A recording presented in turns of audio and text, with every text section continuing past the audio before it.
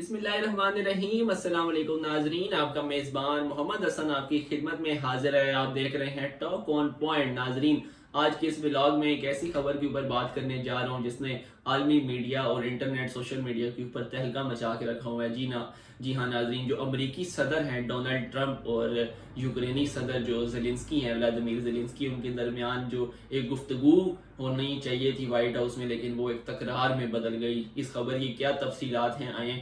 Blog کو properly شروع کرتے ہیں اور آپ کے سامنے کچھ حقائق رکھنے کی کوشش کرتا ہوں۔ ناظرین، وائٹ ہاؤس میں ٹرمپ اور زیلنسکی کی ملاقات تکرار میں کیسے بدل گئی اور اس کے کیا اثرات ہو سکتے ہیں؟ 28 فروری کا دن وائٹ ہاؤس میں امریکہ اور یوکرین کے بیچ تعلقات کے لیے انتہائی اہم دن تھا، مگر دونوں ملکوں کے جو صدر ہیں ان کے درمیان جو ملاقات ہے وہ دیکھتے ہی دیکھتے ایک تکرار میں بدل گئی۔ امریکی صدر ڈونلڈ ٹرمپ کے جب سے وہ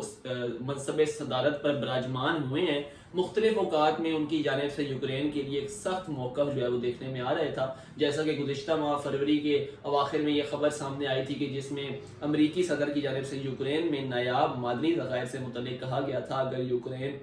جو ہے وہ روس کے خلاف امریکہ کی حمایت برقرار رکھنا چاہتا ہے تو اسے چاہیے کہ یہ ذخائر امریکہ کو دے دے۔ تاہم اس تجویز کے جواب میں یوکرین کے صدر ولادیمیر زیلنسکی نے کہا تھا کہ یہ کوئی سنجیدہ گفتگو نہیں ہے، میں اپنا ملک بالکل نہیں بیچ سکتا، جس کے بعد سے ہی دونوں جو صدر ہیں ان کے درمیان حالات کچھ ٹھیک نہیں تھے اور کشیدگی بڑھ رہی تھی۔ تاہم اس کے باوجود یوکرین کے لیے امریکہ وہ ملک ہے جو کہ روس کے ساتھ جاری جنگ میں اس کی خاصی مدد کرتا رہا ہے۔ اس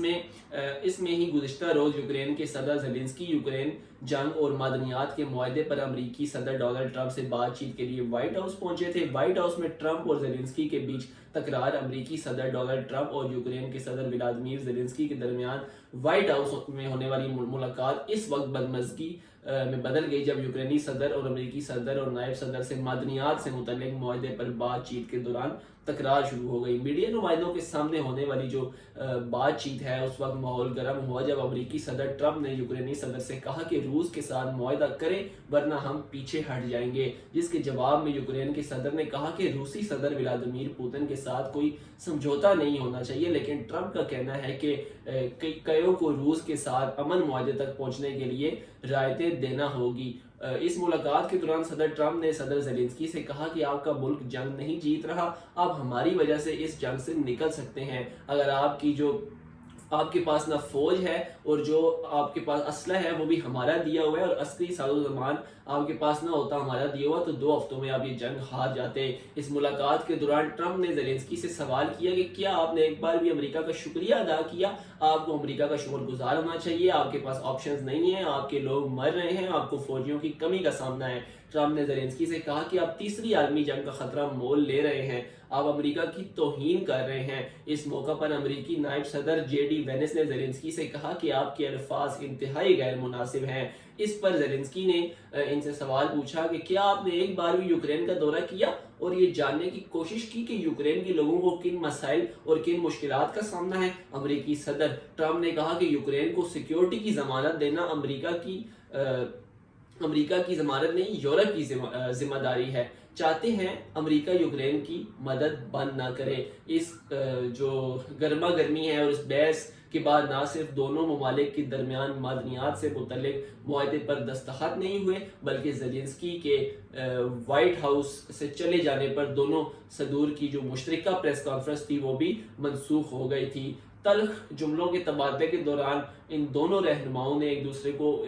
بار بار اس انداز میں ٹوکا، جو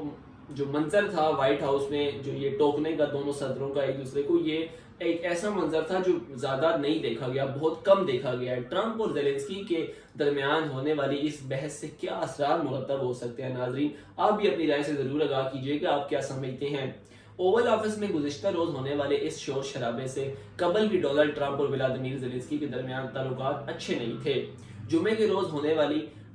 دونوں صدور کی یہ ملاقات زیلنسکی کے اس بیان کہ ٹرمپ روس کی بنائی ہوئی غلط بیانی کی دنیا میں رہ رہے ہیں اس کے ایک ہفتے بعد ہو رہی ہے، جبکہ ٹرمپ نے یوکرینی صدر کو جواب میں آمر قرار دے دیا تھا۔ تاہم امریکی صدر پہلے ہی کہہ چکے ہیں کہ یوکرین نے جنگ شروع کی ہے، جو کہ ایک جھوٹ ہے۔ ناظرین، اب جو بائیڈن کی سرپرستی میں ہم نے دیکھا تھا کہ امریکہ اور یوکرین کے جو اتحاد تھے اس مطلب بہت وہ اچھا تھا، اور اب ٹرمپ کے آ جانے کے بعد اور اس واقعے کے ہو جانے کے بعد ایک دیکھنے میں آ رہا ہے کہ ایک اس جو ایک اتحاد قائم کیا گیا تھا اس کے ٹکڑے ٹکڑے ہو گئے ہیں، اور اب فیوچر کیا ہو سکتا ہے اس الائنس کا، اور رشیا یوکرین کا جو کنفلکٹ ہے، جو اب تنازع کا ورڈ یوز کیا جا رہا ہے یونائٹڈ نیشن کی طرف سے بھی، کہ آپ اس کو جنگ نہیں کہیں گے، وار نہیں کہیں گے، تنازع کا ورڈ استعمال کریں گے. تو دیکھیے اب اس گرما گرمی کے بعد کیا اونٹ کس طرف بیٹھتا ہے اور کیا حالات ہوتے ہیں، اور عالمی سیاست پر جو ہیں اس کے کیا اثرات مرتب ہونے ہیں. ناظرین، عوامی سطح پر پیدا ہونے والے یہ جو بحران ہیں، اب نیٹو میں جو شامل ملک ہیں، اور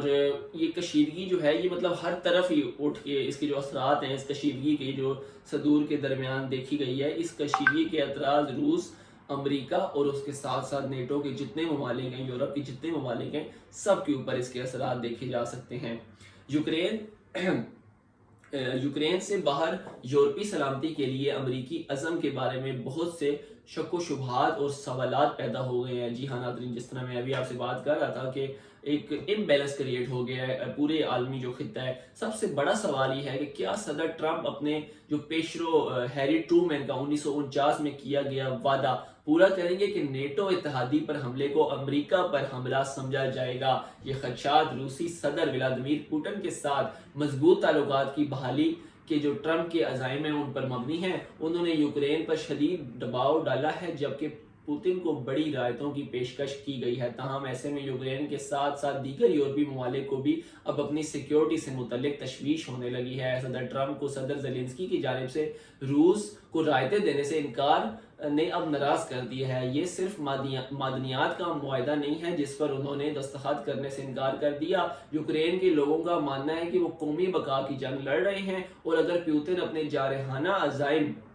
سے باز نہ آئے تو عین ممکن ہے کہ وہ جنگ کو ختم کرنے کے کسی بھی وعدے کو توڑ سکتے ہیں. یہی وجہ ہے کہ زیلنسکی نے بار بار امریکہ سے سلامتی اور اپنے تحفظ کی ضمانت مانگی ہے. اب اس بات پر شک و شبہات پائے جاتے ہیں کہ ایک سفارتی مبصر کے الفاظ میں یہ عوامی تنازع ایک سیاسی دھوکہ تھا، یا تو زیلنسکی کو امریکہ کی بات ماننے پر مجبور کرنا، یا ایک ایسا بحران یا ماحول پیدا کرنا جس سے وہ آگے کچھ اور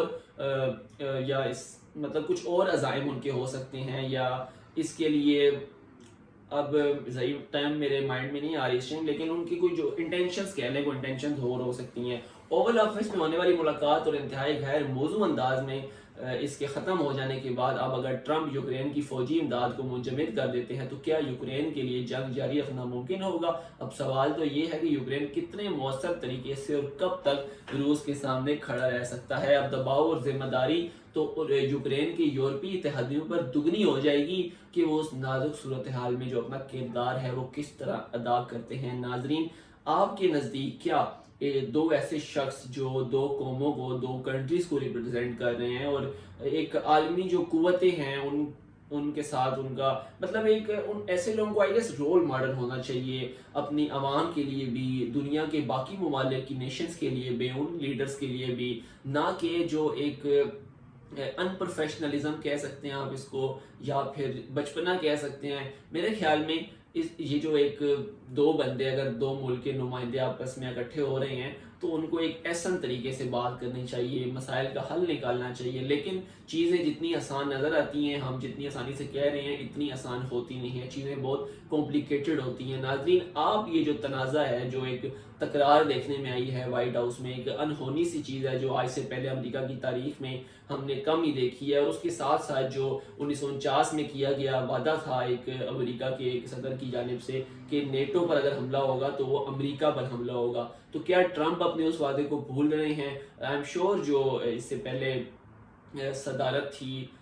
امریکہ کی، وہ تو یوکرین کے ساتھ ایک اچھے ٹرمز پہ چل رہے تھے. لیکن اب ٹرمپ کون سی نئی پالیسیاں، جس طرح ہم نے پچھلی ویڈیو میں ٹرمپ کے گولڈ کارڈ کے اوپر بات کی تھی، اور اس کے ساتھ ساتھ 2025 میں جو جغرافیائی تبدیلیاں آ سکتی ہیں، تو لیٹس سی دنیا کس طرف جا رہی ہے، جو عالمی سیاست ہے اس میں کیا پیش رفت ہوتی ہے. تو ناظرین، انشاءاللہ کل ایک نئی ویڈیو کے ساتھ کچھ نئے حقائق کے ساتھ آپ کی خدمت میں حاضر ہوں گے. اگر آپ چاہتے ہیں کہ آپ کی کسی پسندیدہ ٹاپک کے اوپر ویڈیو بنائی جائے تو کمنٹ سیکشن میں اپنی رائے سے ضرور آگاہ کیجیے گا. اپنے میزبان محمد حسن مالک کو دیجیے اجازت. اللہ حافظ.